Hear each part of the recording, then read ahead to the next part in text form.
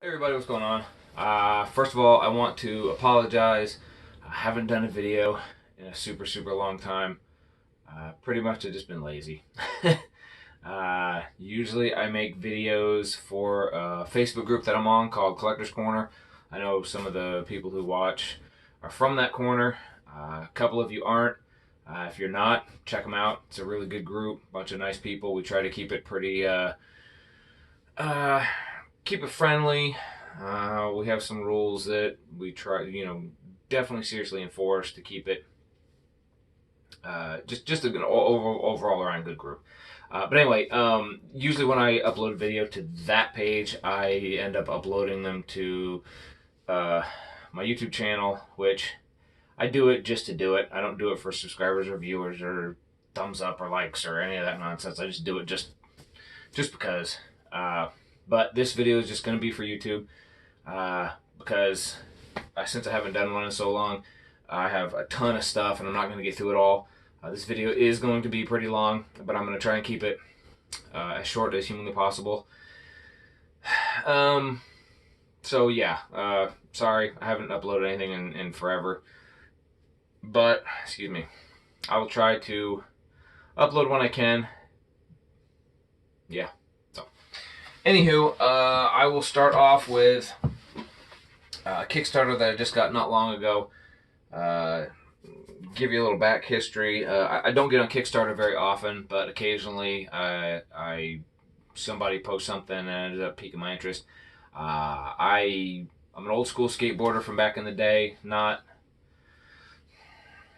80s, 70s, and 80s. I'm not that old, but I was skating in super early 90s, and there was a comic that somebody had posted about called Rad Wraith, and it reminded me of old 80s boarding.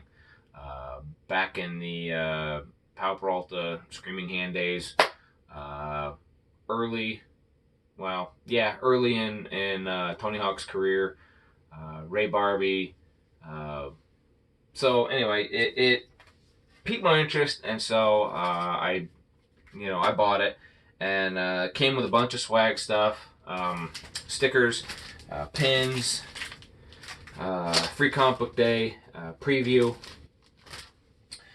and the comic itself. They had obviously a bunch of tiers that you could pick from. I picked the what was the tier that I picked? I can't remember what it was now. It wasn't like Birdhouse or anything. Anyway, I'll remember it later. Anyway, it came with Nightmare on Elm Street homage cover from the poster, and the story itself is actually really good. Like I said, if you like old school skateboarding, it's interesting take on that. It's your typical somebody dies, a spirit comes back and gets you, kind of like The Crow-ish, sort of, but not really. But the beginning of it is more of a Tales from the Crypt sort of intro to it, so it's a good mashup of a bunch of different stuff. Uh, hmm. Let's see, and then it came with a print, which I'm sure I will frame at some point. Another reason why I haven't put a video out in so long is I was in the process of possibly moving, and for a few months there it was pretty hectic and chaotic, and then things fell apart. So didn't end up moving. Probably move next year, but I will try to put out videos when I can. All right, so that was a Kickstarter. Actually, my very first comic Kickstarter that I got that had a bunch of stuff to it. My next purchase was an eBay buy. It is a Jeremy Bastian comic called Cursed Pirate Girl. I haven't read it yet. I really know nothing much about it. I don't even have the synopsis. I haven't bothered to look it up, but the art is what really got me hooked into it. The art is just in crazy detail, like stupid detailed.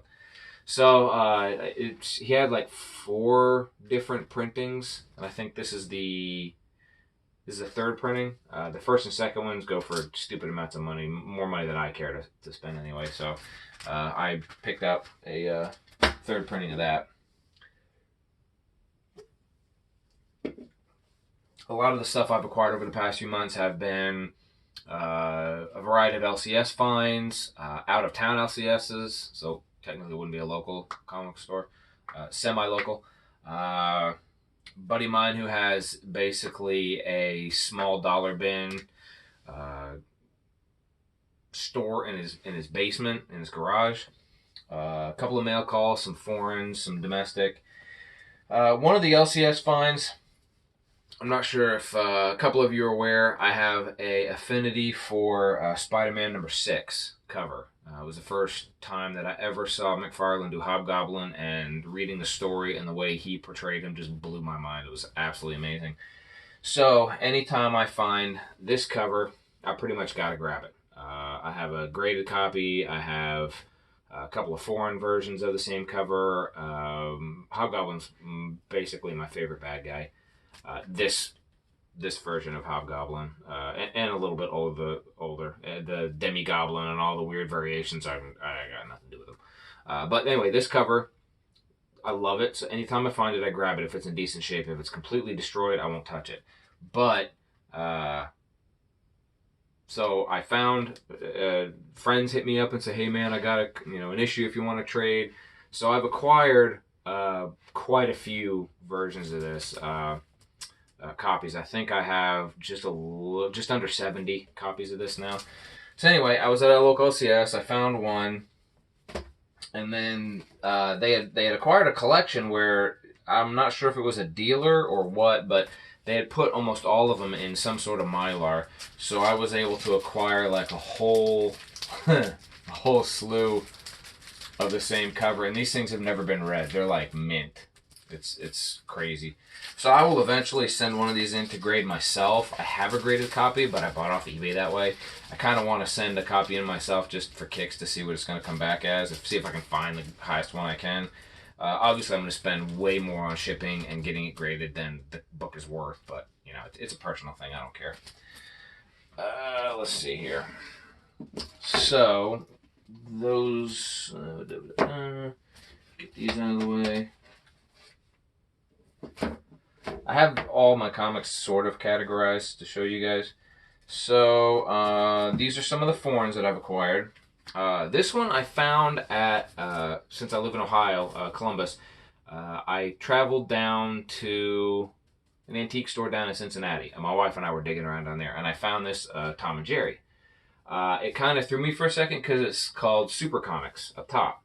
And then the price is 35C plus GST. So it looks like it says 35 cents. But the more I got to looking at it, Super Comics, and then it says right here, it says South Africa. So this is a South African comic, and it is in stupid good shape. It's just unreal. Has a few spine ticks here and there, but comics coming out of South Africa are slim to none. I mean, it's nuts. I've got some foreign friends who have tried to acquire comics from South Africa, and it's like pulling teeth. They just, if they were down there, they're gone. If you can find them, they're beat to crap. So it was a crazy buy. I found it. I don't even know if the seller, it was like I said, an antique store and one of the booths. I don't know if they knew how much it was. They had it for like $7-8, so I snagged it immediately. This one is a French comic, Special Strange. It's let's see, Sabretooth and Bishop, I think his name was. I'm not a huge X-Men guy, so I honestly terrible with the names. And then recently I wanted to start a Transformers #1 set, and I have the American version newsstand, but I wanted to start a foreign set, so I was able to acquire a few. I got one from Denmark, one from Norway, and one from France, and one from Canada, French. So there's the Denmark, Norway, Canadian French, the Heritage cover, right? Yeah, Canadian French. And then this one is from France. So you guys can see like a difference in the cover color. kind of cool. It's cool to see the different variations of what foreign countries do. Let's see. So that's all those. I have a few more foreigns further back, but they're like bigger magazine size. This one I acquired, like the next handful or so, I acquired from the sort of local. Oh, excuse me. Sort of local LCS. This was the Lois Lane number 106. This is where Lois Lane wants to be turned black, African American, to see what the whole deal is. She's trying to write a story or something. I haven't quite read it yet, but I flipped through it briefly. I've kind of always wanted it because, you know, it's just something that they wouldn't do nowadays. The seller had it for 20. It was a store. Guy had it for $25. Yeah, it was $25. I bought it and then didn't realize the cover was detached till I got home. So unfortunately, I was kind of bummed about that. But I went ahead and cleaned it. I'm gonna press it and just call it a day because, you know, I guess now I have a copy. Terry Toons number 63. Heckle and Jekyll and Mighty Mouse. Some cartoons I remember seeing reruns of when I was a wee lad. Always loved Heckle and Jekyll. I thought they were great. And it's in really good shape. Tales to Astonish, number 75. This was on the cheap. It's definitely missing chunks and pieces and whatnot from the edging, but the cover art itself is great. I love it. I'm not a big Hulk fan. Definitely not a Submariner fan. But since Hulk was a prominent character on the cover, I snatched it up. And honestly, I don't know who did the cover, and I probably should. So, shame on me. Let's see, Strange Tales. I was going to say Stranger Tales. Strange Tales number 142. Kirby cover. This is just Kirby's classic. His art is phenomenal even now. I love it. I love his style. I love the way he drew all the details on the electronics and the robots and the futuristic look to everything. It's great. I could look at it all day. So this is not old. This is one of the newer ones. This is from Devil's Due comic. I'm a fan of Devil's Due and Antarctic Press when they do the political stuff because across the board I'll buy it. I'll buy just about all of it as long as I like the cover. This one, it's called Talk Bernie to Me. It was signed by Josh Blaylock, and it is an homage to He-Man, which I found out later is He-Man poster, I think is what they almost did it line for line. There's details that they changed in it, but for the most part, it's almost line for line copy, really. But you know what? I took it anyway. I buy it because I love it. Scott Campbell's Black Cat number 1. It is the Spider-Man number 1 homage, McFarlane. I know everybody's seen this pose a million times. I buy them when I can, as many as I can because I love it. So the same collection that had all those Spider-Man number 6s, they also had a Super Pro number 1 that had never been opened. I'm a sucker for this cover. I don't know why I like it. Probably because Spider-Man's in it, but it's like one of those characters that just never went anywhere. It was kind of a dumb idea, but you know, I buy it. But anyway, this is like a super mint copy. Like I said, I don't think it's ever been opened. It's beautiful. Earthworm Jim, number 1. Loved the game. The first game I ever saw where if you left the character idle, he would actually start to do stuff to entertain himself till you got back. So he would pull himself out of the suit and play jump rope with himself and just do all sorts of goofy things, which is kind of commonplace now in games. And back then, this is the first time I ever saw it. So it kind of blew my mind, like, oh, hey, look, cool, check that out. But anyway, this is Earthworm Jim number 1. I think they came 3 issues was the series, and that was it. So I gotta get the other 2. Local buddy of mine who has all the comics in his basement got this for me. I'm not a super duper fan of the 300 homage, but he couldn't get me the White Widow Spider-Man number 1 homage, so he got me this one, and it is double signed by Jamie Tyndale, and I don't know who the other guy is. I know the certificate. Excuse me. Yeah. Anyway, it's White Widow stories, kind of a ripoff of Spider-Man-ish, sorta. I've only acquired the first issue. I haven't got the second or third. Probably will at some point. Huge Telios fan. Hope I'm saying that right. Telios. This is a Dynamic Forces #1 from 1999. Comes with the whole kit and caboodle. I believe I already have a copy of this, but I wasn't 100% sure, so I snagged it anyway. If I do, then yeah, now I have two. Morbid Angel #2. This is, I think there was 2 or 3 covers that the artist did. His name's Shelby Robertson. I buy a lot of his stuff, or I try to when I can afford it. Love his art. This is super, super, super early on in his career, and I saw it, and it's in crazy good shape, so I'm going to send it off to have him sign it for me at some point. Transformer Spotlight, Thundercracker. This is signed by the cover artist, who is Livio blah blah blah something. Livio Romandelli. Came with a little card. A gentleman that I purchased comic off of threw this in for free. Transformers 3D from Blackthorn Publishing. Big Transformer fan. Have been since I was a kid. This is a 3-issue series called The Wrath, and it is definitely not for kids. It is way jacked up. T. Vigil. I can't remember the guy's first name. Tom Vigil? Tony? Ted? Todd? Terrence?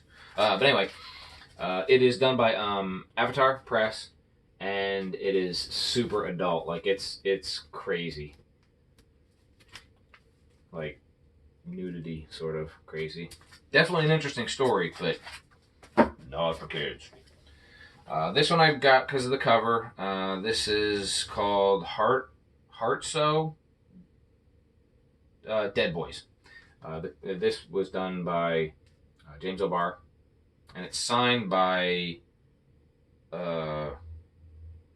somebody. London Night Studios published it.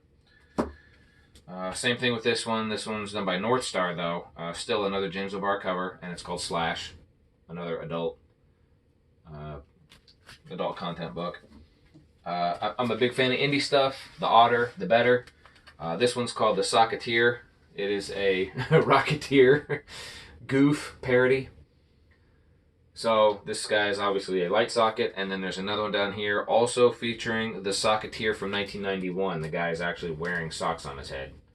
So they went all sorts of sideways with this one, and it's funny.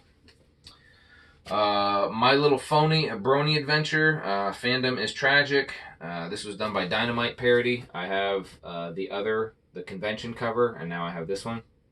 Because I'm not a brony per se. I'm not a brony per se, but I do get a kick out of the My Little Ponies that are homages or goofs or something like that. I love the entertainment value of them. I don't read them. Big Serenity fan. This one's called Serenity Float Out. It is a one-shot. Has a wash on the front. The new Firefly series. This is issue #1 with Jane getting his hat taken off by Crazy Girl. This one is a Virgin cover. It's the Doc and what's her name? The mechanic, Kaylee, who are actually both of these characters or actors are going to be at the CincyCon this year, so I'm kind of half tempted to go down there, but I couldn't find any signature pricings. They just have when you get your picture taken with them, photo op stuff. So I'm not paying $70 just for a signature off of one of them. Again, another Firefly cover, #7, and another #7. Huge fan of the old school Ghostbusters, the old classic, the real Ghostbusters. So the Transformers Ghostbusters crossover that they're coming out with was pretty much a no-brainer. I had to grab them. So there's issue #1. And since they introduced a new Transformer because of the series, there's your other one, Ecto 1. I also bought the toy. which is it's awesome. I haven't taken it out of the box yet. Obviously, I've still left it, but it's like it's great. The whole story about it, I mean everything. It's awesome, and it's because the Ghostbusters have been around for 35 years. So, this is one that I've been keeping an eye out for just because of nostalgia reasons alone. But it's Kid and Play #1. I have #2 or 3 around here somewhere. A friend of mine bequeathed me a Spider-Man #1, still in the poly bag. This is one that I've always wanted to find a really good copy of, and I eventually have. Again, this one of the white copy was acquired from the same collection that the other two near mint were, Spider-Man and Super Pro. So this one wasn't. This was, I can't remember where I found this one. It's not 100% white. It's like just barely off-white, but it's the newsstand version. And then this is the regular all-white version without the barcode on it. And it's, again, it is like crispy white, probably grade worthy. Wheelie and the Chopper Bunch #5. I remember watching the reruns of this when I was a kid. Kind of reminds me of what's that Doom Buggy that used to talk to? Yeah, I can't remember the name of it now. But anyway, the semi-local LCS had this as well. It's From Beyond the Unknown. Not a huge DC fan, but I'm a fan of interesting sci-fi, older sci-fi covers, so I had to get it. And then they had a bunch of horror stuff. So this is Tomb of Darkness #14. A lot of good stuff. Valley of the Worm #3. Chamber of Chills #20 something. I don't know what the number is. Chamber of Chills #22. Kind of remind me of super early Tales from the Crypt sort of stuff. Chamber of Chills #20. #16. Hopefully there's no glare on this stuff. If you guys are still watching by now. #13. 12. At some point, I'd like to start trying to find some of the super early eerie covers. Uncanny Tales from the Grave #3. Vault of Evil #14. Vault of Evil #22. And I have spent countless hours cleaning these things because a lot of these were just dirty, dirty. Chamber of Chills #25. Did I already do that one? Was that one of the first ones up that I did? No. Chamber of Chills this #1, the special. It #1. Well, I'm sorry, Supernatural Thrillers featuring It #1. So Supernatural Thrillers #1, I guess. And then a couple more of my foreigns. This one, I'm a huge Calvin and Hobbes fan. Have been since I was a kid when they were in the newspaper. And for those who don't know what a newspaper is, go Google it. Anyway, this is a Calvin and Hobbes from China. Now, it's not a bootleg. It is an officially licensed book, I think. Pretty sure. If it is a bootleg, it's a really good one because they literally took Calvin and Hobbes strips and printed them out word for word. Now I have another Chinese comic. It's a Transformer one. It is a bootleg and it is butt ugly. It is somebody, whoever redrew it, paid their 8-year-old to draw it because it is horrible. I still like it though. But this is actual strip, like reprints. So yeah, it's really cool. My Little Pony. This one is from Norway. It's like a trade paper. And then they also had old school My Little Pony from the 80s. It is like it's still a comic. It's just in big magazine sort of form. And then they also had this one, old school. And then, big fan of Battle Chasers. Joey Mad did an amazing job. I love his art. I love the story. And then he just ghosted on the issues. But there was a Frank Frazetta Fantasy Illustrated where they used Battle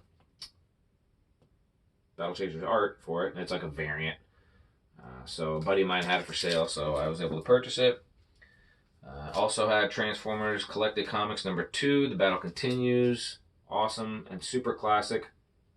Shockwave cover. I love it. Bigger the better. And then last but not least, there was another foreign. It is much bigger, and it is called Lucky Luke and Calamity Jane. And that's it. I have way more that I could show you guys, but I'm not going to waste any more of your time. So, thank you. I appreciate it, and I'll catch you guys later.